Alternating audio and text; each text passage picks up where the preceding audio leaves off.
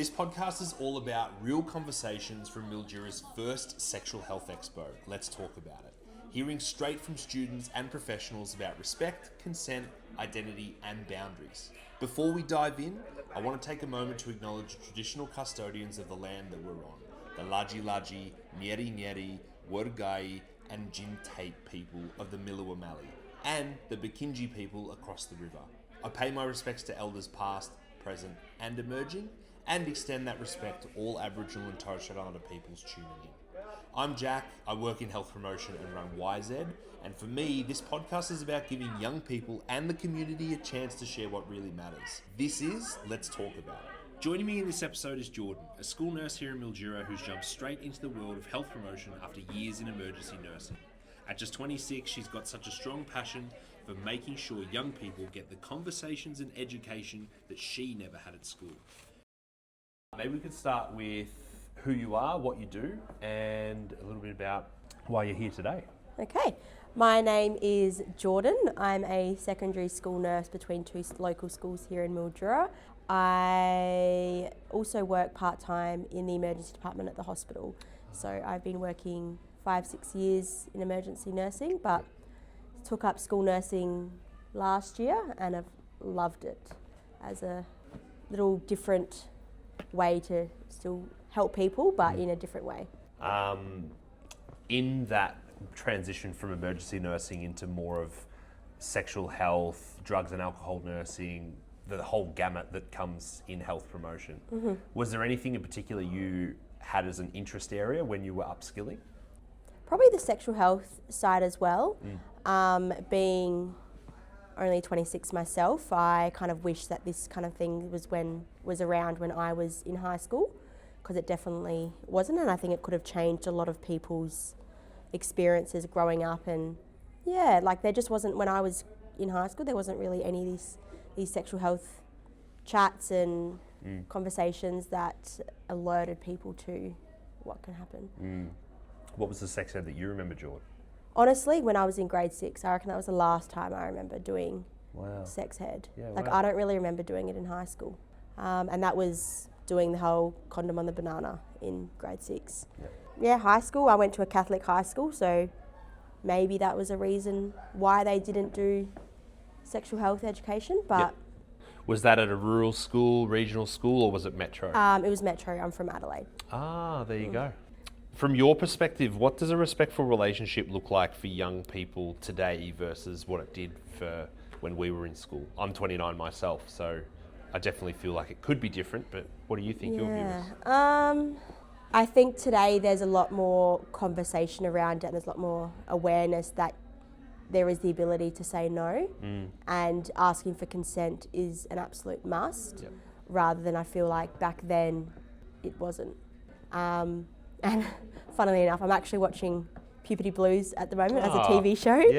And just even looking at watching that, and obviously that was way before my time, but just seeing how things have evolved so much, whereas like in the show, they literally show that men are superior and they are dominant and they will get what they want, and women bow down and will have sex with men just to please them, but like not get actually any enjoyment out of it and not get any say in it as such. So yeah. I've got a great leading question from that, but I feel like my answer to that question as well is just the profuseness around technology now, and like relationships are so online based that they're almost more online than they are in person. Absolutely. Yeah, which is a little bit of a dangerous side as well, that people are losing those social connections. I think it's just difficult to you've got a relationship with your partner on one app, and then you literally go to the next app and you might be getting the most deranged, weird manosphere material, or you could just be getting stuff that completely goes against what your morals and values are, and then you're talking to your partner at the same time and flicking between. So strange. My follow-up question to what you said before is, how do you think you encourage students to understand and communicate their own boundaries? Oh, good question. I feel like it's very important to communicate to the kids that consent is a major thing and you do have the ability to say no, and just you saying no isn't going to, it shouldn't be changing the feelings between you and the partner, or it shouldn't be impacting anything. Well, I could ask then maybe another question which could like unlock a theme, but what do you think are challenges you see teenagers facing around respect in friendships or dating? I think going back onto what you're saying there before is that whole social media side and the peer pressure that they need to live up to.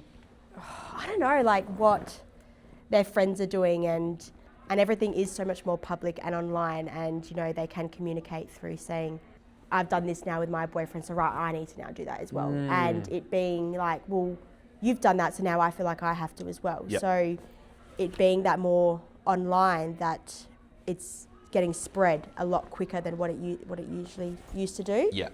And then those peer pressures of feeling like you're not, you know, and that's going back to like, you know, you're not a man if you don't do this kind of thing.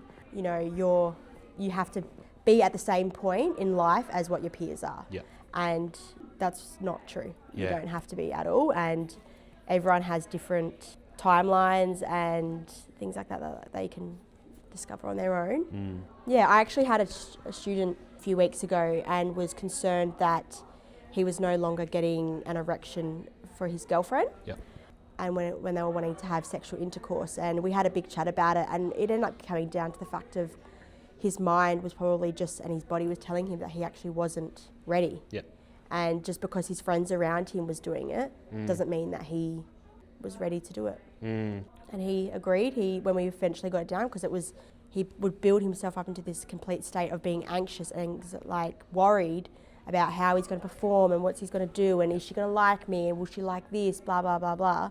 He just got so anxious about it. He then wouldn't get an erection, and it was just because he wasn't ready and he needed an extra time. But he was looking around to his friends, the year 9 or year 10 student, who were having sex, and he was like, well, why can't I do that when everyone else is around me is doing it? There's so many threads to pull on there, and particularly talking on like the masculinity piece, we're told that men must be sexual beings at all times, must always be willing to put out. And there's something there where I had a student come up to me and they were asking particularly around why they couldn't get erections, and what we distilled after time was it's not a formalized diagnosis, but something you may have heard of called porn-induced erectile dysfunction. And that's a really new thing that's sort of starting to come up, but I'm finding a lot of challenges in the way that I'm starting to work, where more and more conversations are actually starting to come back towards porn, because it's such a thing that has such an impact, in particular on young men, when their whole sexual world has just been years advanced over what it should be currently, and you've almost got to teach them to like unlearn some of the things that they've seen and start from the start. And experience it being messy, awkward, anxious, yuck.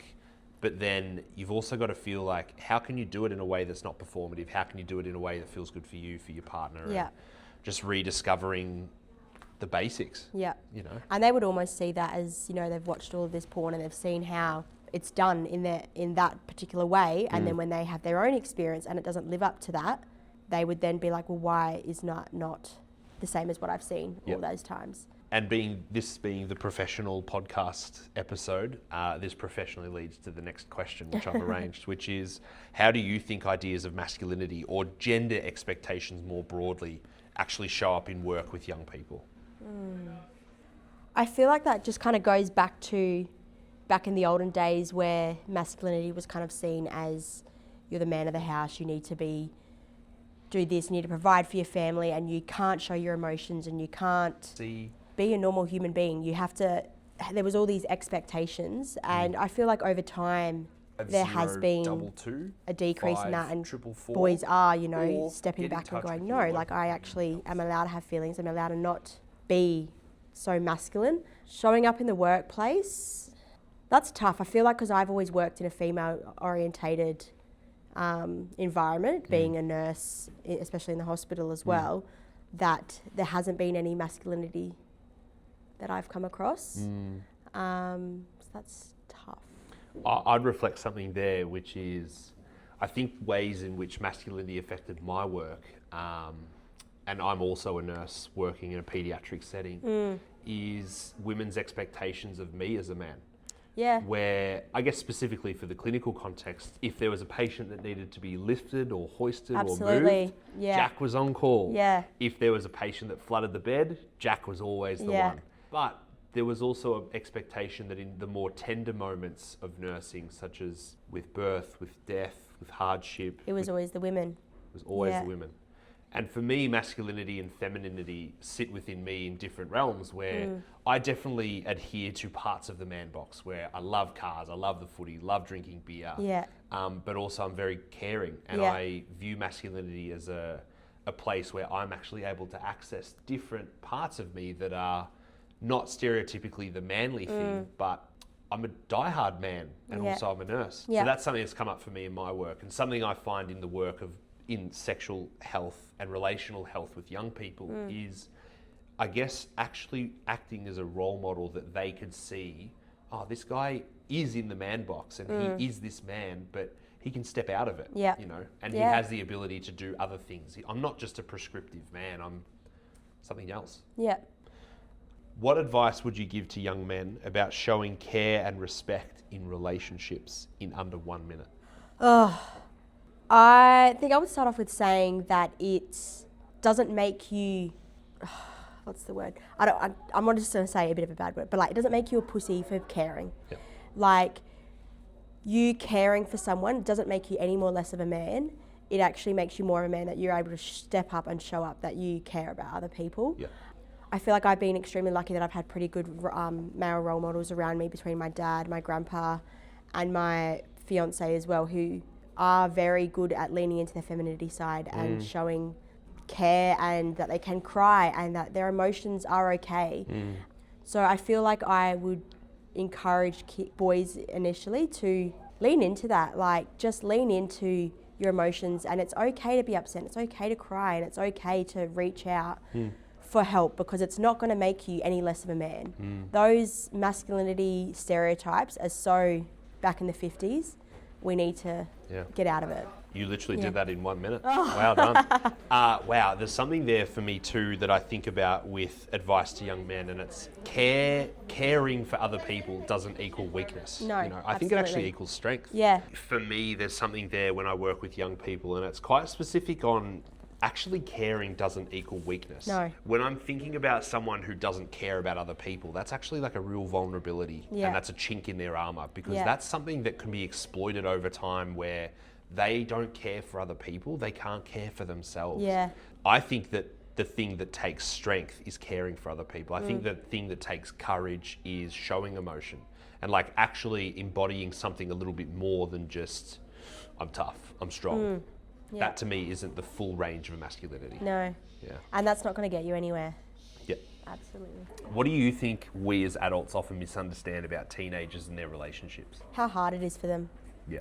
Yeah, I think like now looking back on kids that like, especially now with all of this new social media and all those additional pressures, that we misunderstand how actually difficult it is for them to navigate this new world.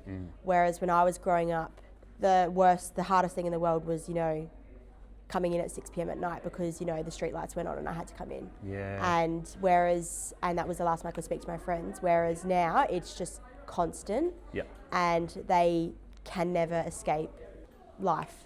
Yeah. So I think, that would probably be the hardest thing that I notice. Yeah, But I think the thing that- there for me that actually gets misunderstood a lot is just if I think about like the realm of dating now, it's not in person anymore. No. It's like an online thing. Yeah. And we're having real difficulty navigating online spaces full stop. Yeah. But actually put into that relationships and then sexual relationships based on what has just come from online spaces. I think that it's quite dangerous. They're Yeah. unmoderated. They don't have the guardianship of role models and mentors in that space. Yeah. Which is something I think is quite lacking.